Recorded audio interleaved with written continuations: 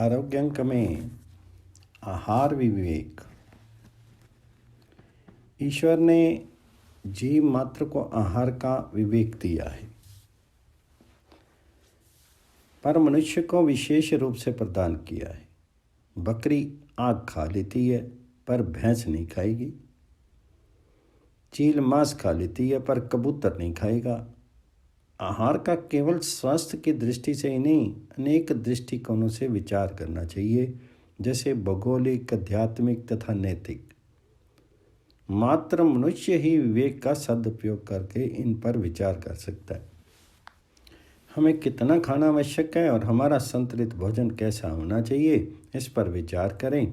जो लोग बुद्धिजीवी हैं, जिन्हें अधिक श्रम नहीं करना पड़ता, जैसे कार्यालय में काम करने वाले अथवा सेवानिवृत्त, उनको अधिक मात्रा में भोजन की आवश्यकता नहीं है। पर आदत से विवश होकर के वे मात्रा का संतुलन नहीं करते, जिससे मोटापा बढ़ता जाता है। पाचन शक्ति उचित रूप से काम नहीं करती है और वे पेट के अनेक रोगों से ग्रस्त हो जाते हैं। ऐसे व्यक्ति साधन भजन भी नहीं कर सकते। पर जो लोग कारखाने में अथवा खेतों आदि में काम करते हैं, उनके भोजन की मात्रा अधिक होनी चाहिए, पर प्रायः विपरीत अवस्था ही देखी जाती है। इसलिए धनी लोगों में रोग मोटापा विशेष पाया जाता है। हमारी पाचन क्रिया की क्षमता भी सीमित है, इसलिए कब्ज, गैस, अपच की बीमारी हो जाती है।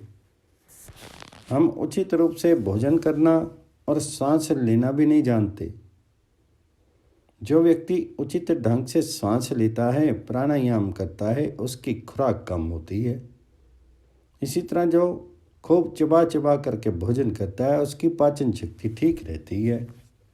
आज भोजन करने में तो कम, पर बेकार बातचीत करने आदि में समय अधिक लगाते हैं। इससे अपच होना स्वाभाविक है। बहुत गर्म मसाले वाला भोजन अथवा बहुत ठंडा भोजन भी आंतों पर घाव करता है और अनेक प्रकार के रोगों का कारण बनता है। अनियमित भोजन स्वास्थ्य के लिए हानिकारक है। इससे पाचन क्रिया में गड़बड़ी होती है। ठीक समय पर ठीक स्थान पर बैठ करके चिंता रहित होकर के शांत वातावरण में धीरे धीरे चबा करके भोजन करना स्वास्थ्यवर्धक है। भोजन सात्विक होना चाहिए। मसाले वाली, तली हुई गरिष्ठ वस्तुएं और अनेक प्रकार के व्यंजन, अधिक मिठाई, खटाई, चटपटे एवं नमकीन भोजन स्वास्थ्य के लिए हानिकारक है। अधिकांश बीमारियां अति भोजन के कारण होती हैं। भोजन में स्वाद को अधिक महत्व दिया जाता है तथा स्वाद में प्रियता और अस्वाद में अप्रियता का भाव हमने जोड़ रखा है।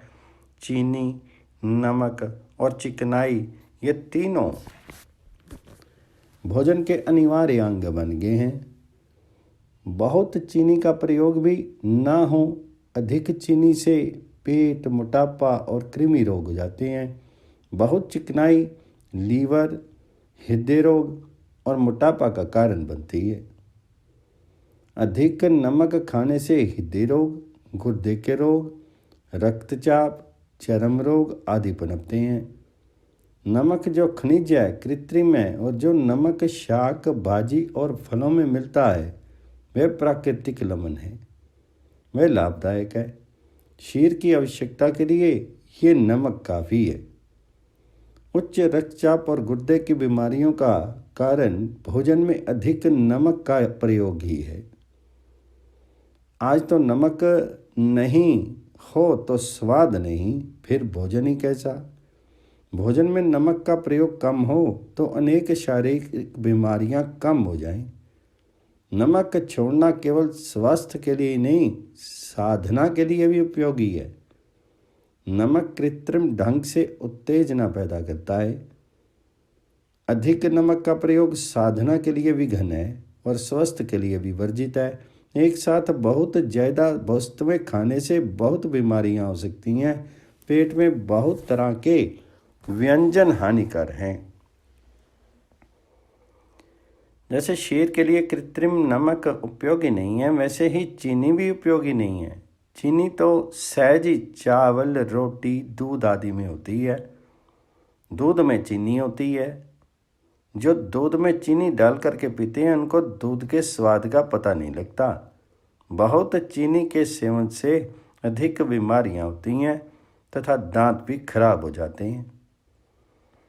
अधिकांश लोग अनियमित आहार करते हैं, कभी कम कभी ज़्यादा। भोजन ना तो अधिक मात्रा में होना चाहिए ना कम मात्रा में। अध्यशन आहार का महत्वपूर्ण दोष है। पहले खाया हुआ पचा नहीं और पुनः भोजन कर लेना अध्यशन है।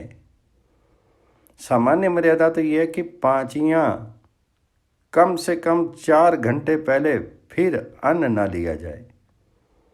जल भी 1 या 2 घंटा पहले नहीं पीना चाहिए। प्राचीन काल में केवल 2 बार खाने की रीति थी, पर आजकल तो 4-5 बार यहाँ दिन भर कुछ ना कुछ खाते रहते हैं। ये ठीक नहीं।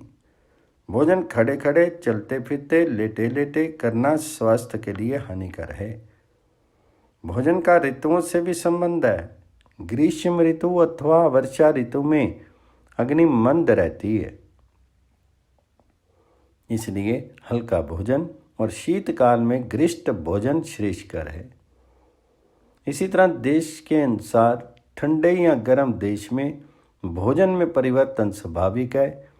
शक्ति व्यय के अनुसार ही भोजन की मात्रा निश्चित होनी चाहिए। बार बार चाय पीना, धूम्रपान, मसाला, पान सुपारी, तंबाकू आदि का सेवन शारीरिक मानसिक स्वास्थ्य के लिए हानिकारक है। आहार मस्तिष्क को अत्यधिक प्रभावित करता है। मादक वस्तुओं के प्रयोग से मस्तिष्क का नियंत्रण ढीला पड़ जाता है। आधुनिक युग में मदिरा भी एक प्रकार का आहार गिना जाने लगा है और इसका प्रचलन संपन्न और सभ्य समाज में भी जोरों से बढ़ रहा है। भूख को बढ़ाने के लिए भांग आदि भी सेवन की जाती है। मादक द्रव्यों का परिणाम भयंकर होता है। आदत खराब हो जाती है जिसका छूटना कठिन हो जाता है। धीरे धीरे मस्तिष्क की कोशिकाएं विकृत हो जाती हैं तथा जिगर लीवर की शक्ति का नाश हो जाता है और अनेक रोग, जलंधर, पीलिया आदि हो जाते हैं। जैसे आहार वैसा रसायन, जैसा रसायन वैसी मस्तिष्क क्रिया, और जैसी मस्तिष्क क्रिया वैसा हमारा आचार, व्यवहार, विचार और स्वभाव। आधुनिक सभ्य समाज में मांसाहार का भी प्रचलन बढ़ता दिखाई देता है। आधुनिक शरीर शास्त्री भी अन्वेषणों के आधार पर मांसाहार को शारीरिक और मानसिक स्वास्थ्य के लिए दोषपूर्ण बताते हैं। स्थूल दृष्टि से मांसाहार में हिंसा और अधर्म का दोष तो विद्यमान रहता ही है। आहार का एक पहलू है निराहार। हमारे लिए खाना जितना महत्वपूर्ण है उतना ही नहीं खाना भी। स्वास्थ्य के लिए उपवास भी जरूरी है। हमारे शास्त्रों में उपवास का महत्व शारीरिक और आध्यात्मिक दृष्टिकोण से भी है। जो लोग केवल भोजन करने का ही महत्व समझते हैं उसे छोड़ने का महत्व नहीं समझते। वे न केवल मोटापे की बीमारी को अपितु अनेक अन्य बीमारियों को भी भोगते रहते हैं। अधिक खाने वाले कमजोर देखे जाते हैं, कारण उनको अपने अधिक वजन का भार रात दिन ढोना पड़ता है। विवेकपूर्ण आहार से ही शांत, सुखी, स्वस्थ तथा आध्यात्मिक जीवन पूर्ण रूप से व्यतीत किया जा सकता है। आरोग्य अंक में जीवन का प्रथम आधार आहार। क्षीरमाध्यम खलु धर्म साधनम। धर्म का प्रथम साधन है शरीर का निरोग रहना। चरक में कहा गया कि धर्म, अर्थ, काम तथा मोक्ष इन पुरुषार्थ चतुष्टय की प्राप्ति का मूल कारण शरीर का आरोग्य रहना है। पर इस आरोग्य के अपहरण करता है रोग। जो श्रेयस का और जीवन का भी विनाश करते हैं। कहने का तात्पर्य यह कि स्वस्थ जीवन के द्वारा ही मनुष्य सभी प्रकार के धार्मिक, राजनीतिक, सामाजिक, सांस्कृतिक कार्यों का संपादन कर सकता है। शरीर के अस्वस्थ रहने पर मनुष्य यदि मन से कुछ सोचता भी है तो वह कुछ कर नहीं सकता। अतः शास्त्रकारों ने स्वास्थ्य की रक्षा के लिए प्रयोजन को निर्दिष्ट करते हुए कहा है, अन्यायन कामों को छोड़ करके सर्वप्रथम शरीर की रक्षा करनी चाहिए, क्योंकि शरीर का अभाव होने पर सब कुछ का अभाव हो जाता है। वात, पित्त तथा कफ, इन तीनों को दोष कहा जाता है।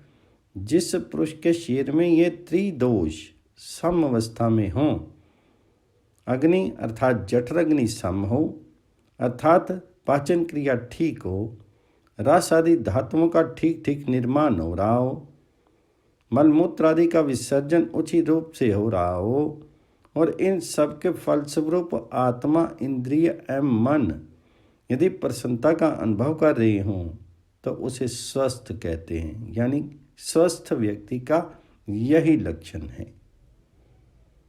मनुष्य शरीर के 3 आधार स्तंभ हैं।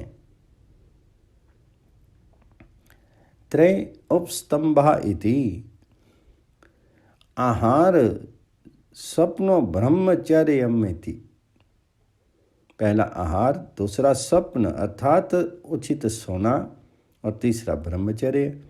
प्रथम आधार आहार की शुद्धि शरीर की रक्षा में विशेष अपेक्षित है। यही कारण है कि हमारे यहाँ त्रिकालज्ञ परम ज्ञान विज्ञान विशारद ऋषि मुनियों, संत महात्माओं ने खान पान की आचार विचार की शुद्धि पर विशेष ध्यान दिया, क्योंकि इससे धर्माचरण का प्रधान संबंध तो है ही, स्वास्थ्य का भी गहरा संबंध है।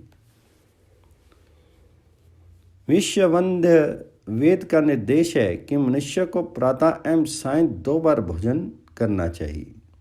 इनके बीच में भोजन नहीं करना चाहिए। ये भोजन की विधि अग्निहोत्र के समान ही है। मलमूत्र त्याग करने के बाद इंद्रियों के निर्मल तथा शरीर के हल्के रहने पर, ठीक से डकार आने एवं मन के प्रसन्न रहने पर, वायु का संक्रमण ठीक से होने पर, भूख लगने के बाद भोजन के प्रति रुचि उत्पन्न होने पर, मनुष्य के ढीले पड़ जाने पर भोजन करना चाहिए, क्योंकि यही भोजन का उचित अवसर है। भोजन करने से पहले हाथ, मुंह और पैर अवश्य धोने चाहिए।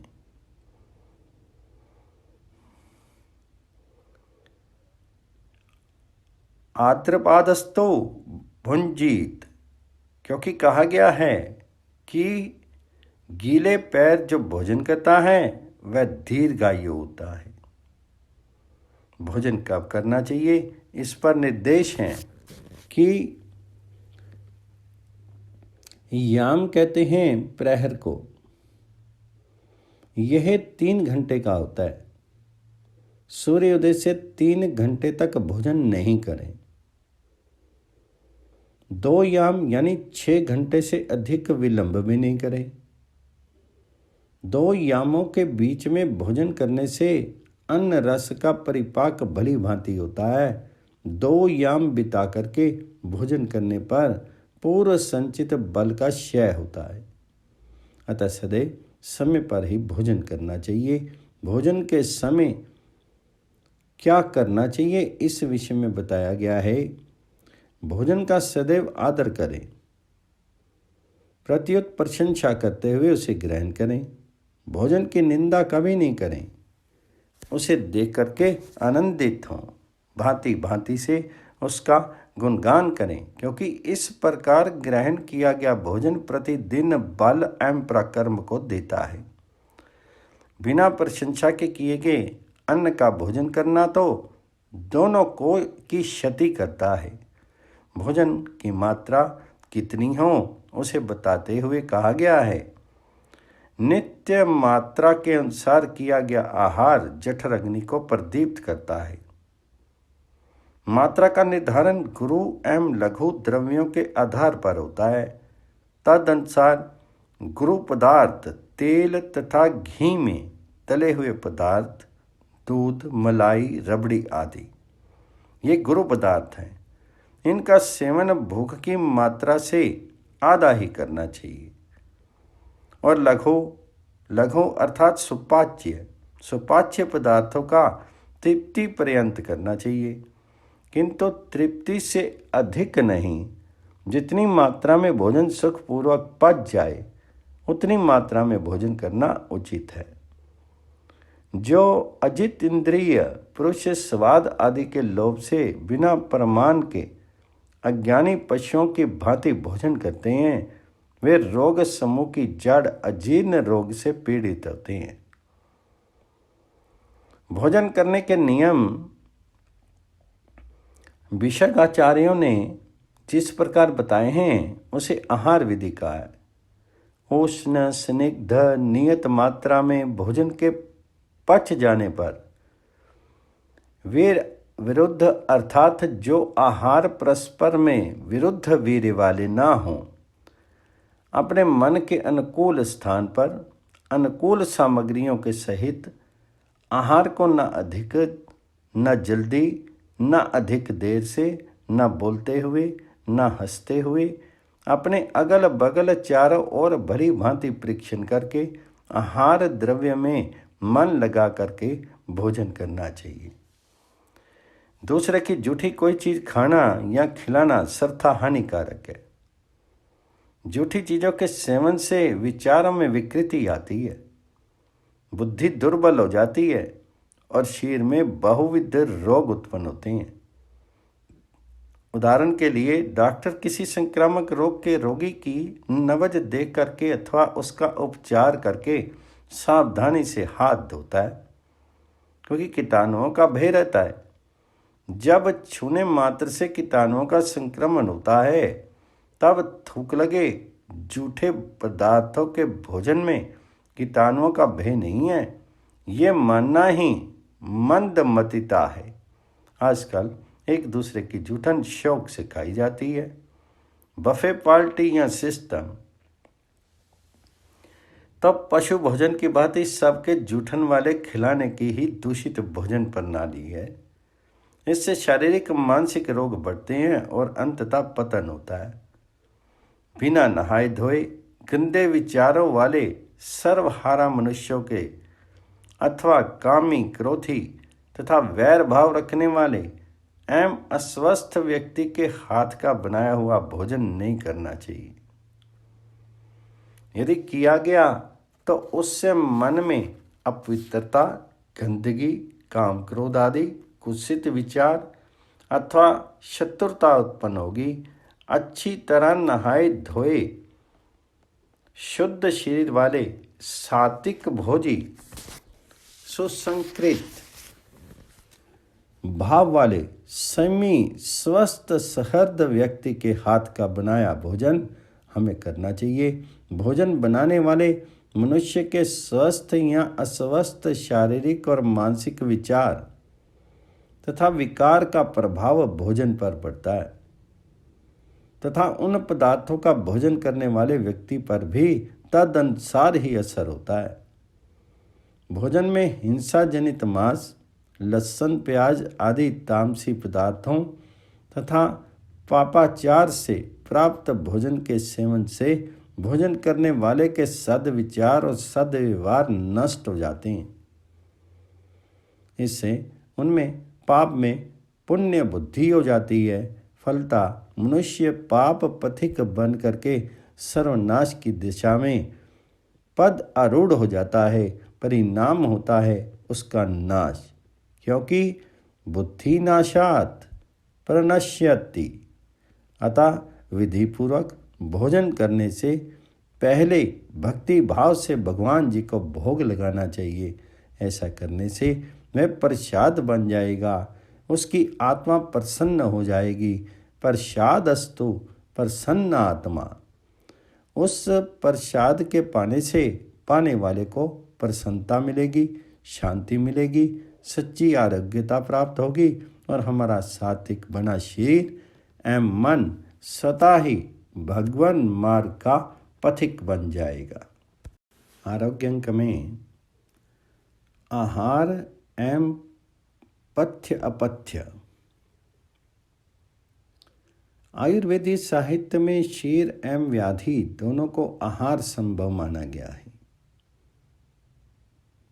क्षीर के उचित पोषण एवं रोग निवारणार्थ सम्यक आहार विहार का होना आवश्यक है। आहार द्वारा क्षीर पोषण की प्रक्रिया अग्नि पर निर्भर है। आहार ग्रहण के उपरांत उसका पाचन, शोषण और चय अपचय आदि सभी क्रियाएं अग्नि व्यापार के अंतर्गत आती हैं। अतः अग्नि का सम होना आवश्यक है। हितकर आहार को पथ्य एवं अहितकर आहार को अपथ्य कहा गया है। यद्यपि पथ्य और अपथ्य की मौलिक अवधारणा अत्यंत विस्तृत है, तथापि इसका प्रसंग मात्र आहार संबंधी न होकर के औषधि आहार एवं विहार इस त्रिवर्ग सामान्य से संबंधित है। वैद्य जीवन में लोलिम्बराज ने पथ्य को औषधि से भी अधिक महत्व दिया है। वस्तुतः आयुर्वेदीय पथ्य विज्ञान का एक विशेष सिद्धांत है। आचार्य चरक के अनुसार पथ के लिए जो अनपेत हो वही पथ्य है।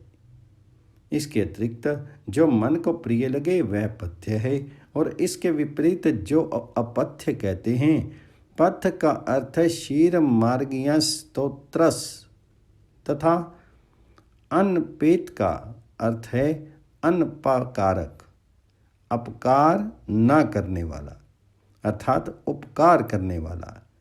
चक्रपाणि उक्त कथन पर टीका करते हुए कहते हैं कि क्षीर के बाह्य दोष मल आदि धातुओं आदि के निर्वर्तक मार्ग या स्तोत्रस को पथ शब्द से ग्रहण किया जाता है, जिससे कृत्यस्त्र शरीर अर्थात सर्व शरीर को ही ग्रहण किया जाता है। जो पथ के लिए हितकारी हो वह पथ्य है। इस प्रकार शरीर के अनुपघाती उपकार कारक भाव वाले आहार आदि जो मन को प्रिय हों वे पथ्य कहे जाते हैं, तथा इसके विपरीत भाव वाले आहार आदि अपथ्य। आचार्य चरक ने आगे पथ्य और अपथ्य के संदर्भ में नीतम तन लक्ष्येत कहा है।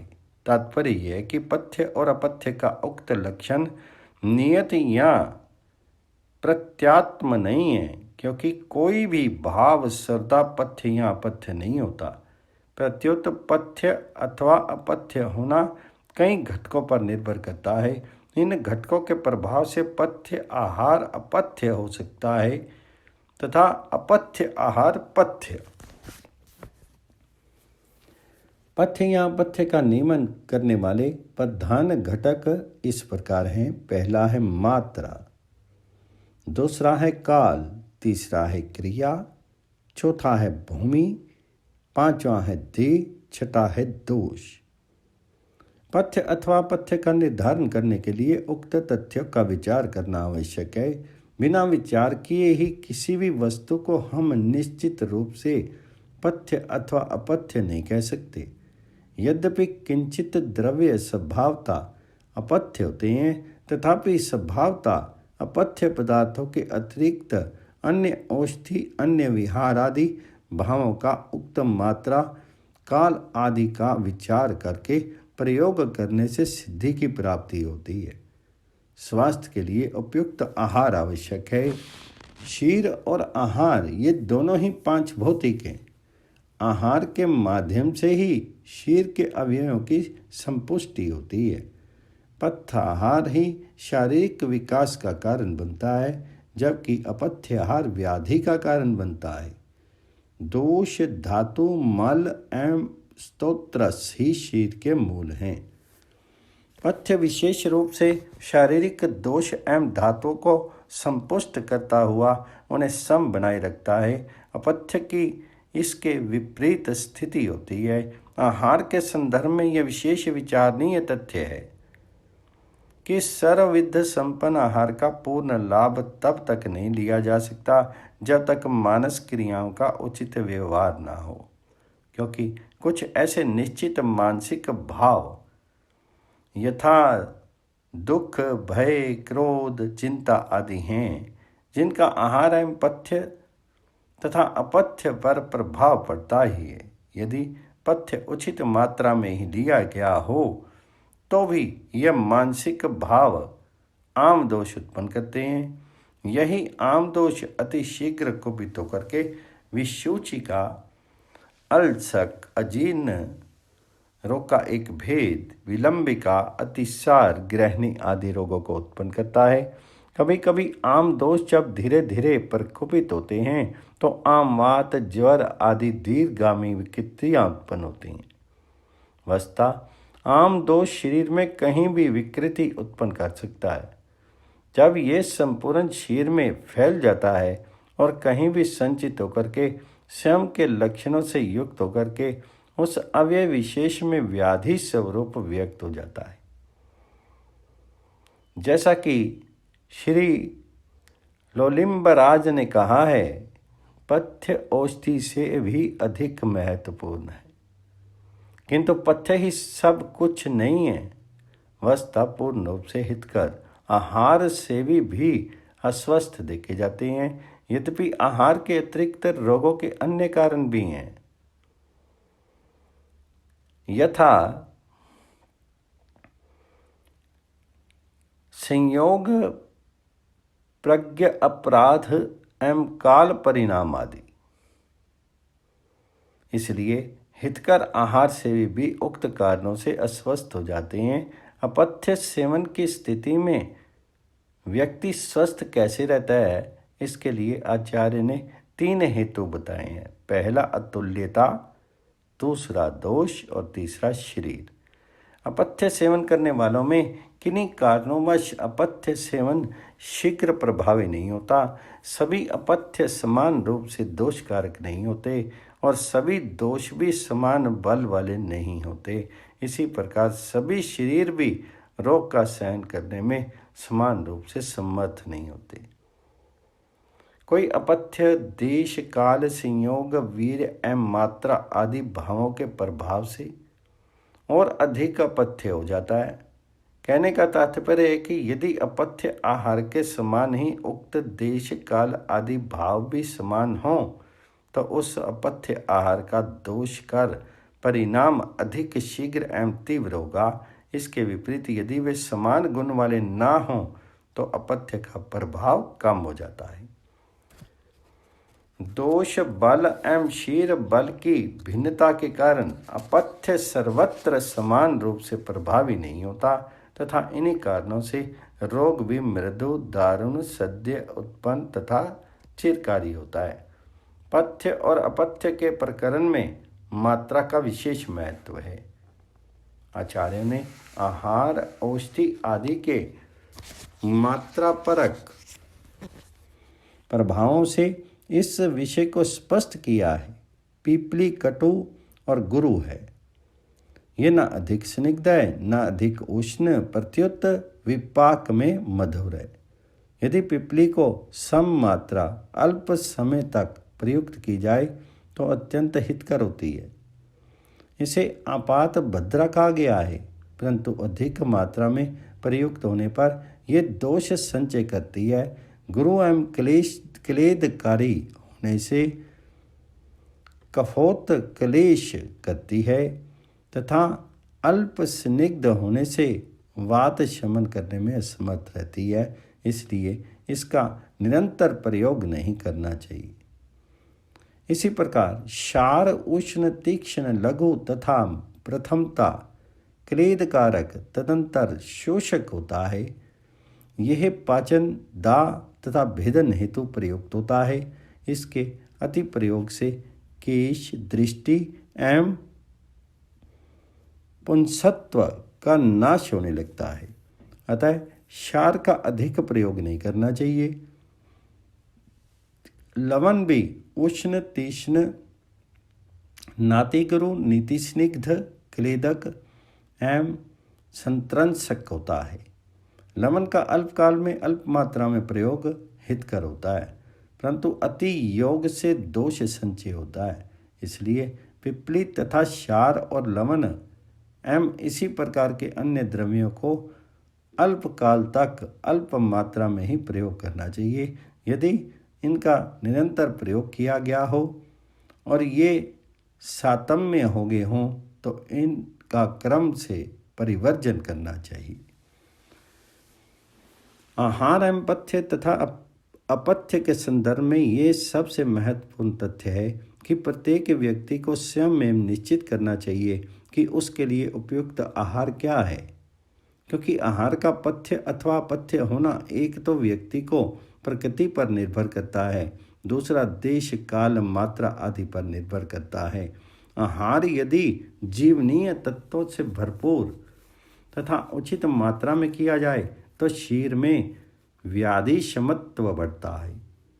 व्यक्ति को स्वाभाविक भोजन ग्रहण करते हुए अनावश्यक स्वाद लोलुपता से बचना चाहिए। सभी परिस्थितियों में आहार सरल, सुपाच्य एवं नियत मात्रा में होना चाहिए। जिनकी पाचन शक्ति दुर्बल हो उन्हें कम प्रोटीन वाले आहार लेने चाहिए। भोजन ग्रहण करने के आधे घंटे बाद जल लेना चाहिए। भोजन के समय ये ध्यान रखना चाहिए कि भोजन आवश्यकता से थोड़ा कम किया जाए। आयुर्वेदीय साहित्य में इसका स्पष्ट निर्देश है।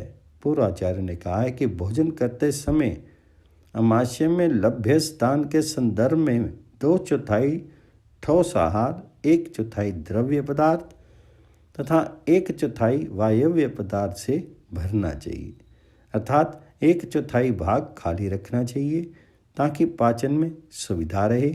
आहार सुपाच्य एवं रुचिपूर्ण हो, इसके लिए आवश्यक है कि एक ही प्रकार का आहार अधिक मात्रा में ना लिया जाए। आहार सर्वविध संपन्न एवं सभी रसों से युक्त होना चाहिए, जिससे शरीर को आवश्यक सभी तत्वों की पूर्ति होती रहे। इसलिए आयुर्वेद में सर्वरसाभ्यास को आहार विज्ञान का एक प्रमुख सिद्धांत माना गया है। आहार विज्ञान में मात्र आहार के भौतिक घटकों का महत्व नहीं है, अपितु आहार की संयोजना, विविध प्रकार के आहार द्रव्यों का सम्मिलन, आहार पाक या संस्कार, आहार की मात्रा एवं आहार ग्रहण विधि तथा मानसिकता सभी अत्यंत महत्वपूर्ण। अष्ट आहार विधि विशेषायतन। ऊपर आहार की पथ्यता तथा अपथ्यता को प्रभावित करने वाले मात्रा, क्रिया, काल आदि भावों का उल्लेख किया जा चुका है। इसके अतिरिक्त आचार्य चरक ने आहार ग्रहण करने की 8 विधियां बताई हैं। ये सभी आपस में एक दूसरे के सहयोगी हैं तथा आहार पथ्य है अथवा अपथ्य इसका निर्धारण करते हैं। ये 8 भाव शुभ अशुभ फलदायक हैं। इनके नाम इस प्रकार हैं। पहला है प्रकृति, दूसरा है करण, तीसरा है संयोग, चौथा है राशि, पांचवा है देश, छठा है काल, सातवां है उपयोग संस्था, आठवां है उपयोक्ता। स्वाभाविक गुणयुक्त द्रव्यों में जो संस्कार किया जाता है उसे करण कहते हैं। किसी भी द्रव्य में अतिरिक्त गुणों का आघान ही संस्कार है। संस्कारो ही गुणानांतराधर्म। यही पाक विद्या का प्रमुख उद्देश्य है। द्रव्यों में अतिरिक्त गुणों का आघान जल एवं ऊष्मा के संयोग से शुद्धिकरण, मंथन, स्थान, देश, काल आदि का परिवर्तन, भंडारण अथवा भावना निवेश द्वारा करते हैं। अष्ट आहार विधि विशेषायतनों में उपयोग संस्था का विशेष महत्व है। आचार्य चरक ने आहार ग्रहण के संदर्भ में 10 प्रकार के नियमों का निर्देश किया है। पहला है उष्ण भोजन ग्रहण करना चाहिए। दूसरा स्निग्ध आहार ग्रहण करना चाहिए। तीसरा, मात्रावत नियत मात्रा में आहार लेना चाहिए। चौथा है, भोजन के पूर्ण रूप से पच जाने पर ही भोजन करना चाहिए। पांचवा है, वीर्य विरुद्ध आहार नहीं लेना चाहिए। छठा है, इष्ट देश में एवं इष्ट उपकरणों सामग्रियों में ही आहार ग्रहण करना चाहिए। सातवां, द्रुत गति से भोजन नहीं करना चाहिए। आठवां, अधिक विलंब तक भोजन नहीं करना चाहिए। नौवां, बोलते हुए नहीं अर्थात शांतिपूर्वक तथा बिना हंसते हुए आहार ग्रहण करना चाहिए।